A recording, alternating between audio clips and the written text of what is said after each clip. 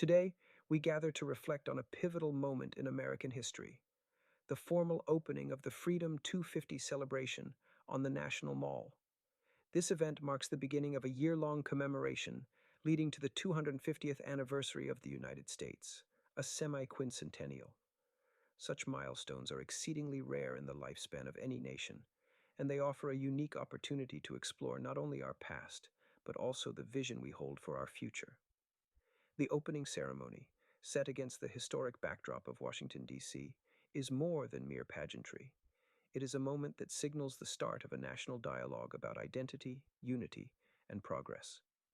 The significance of this event is multifaceted, involving elements of history, culture, and politics. The scale and timing underscore the importance of reflection as much as celebration. As the country prepares for a year filled with official observances, educational initiatives, and cultural events, the opening on the National Mall sets the tone for how these narratives will unfold. This is not just about commemorating history, but about what stories are told and which voices are amplified. The United States is currently experiencing a period of intense political division, where debates over national memory and the meaning of democracy and equality are at the forefront. The Freedom 250 celebration arrives at a time when these divisions are particularly pronounced, offering both a challenge and an opportunity. It serves as a platform to consider which aspects of the American story we choose to highlight. This contemplation is not merely academic or abstract. It has real implications for how we understand ourselves as a nation and how we move forward together. From an economic perspective, anniversaries of this magnitude invariably influence various sectors, driving tourism and public investment, while also impacting museum programming, school curricula, and urban events. Washington, D.C., along with other historic sites, will likely see a surge in activity and interest, which can lead to significant economic benefits. However, this increased attention also requires careful planning in areas such as security and transportation. The logistical dimensions of such a large-scale commemoration necessitate collaboration between public and private entities, ensuring that the celebrations are both successful and secure. Politically, the launch of Freedom 250 presents a platform for competing narratives about American history.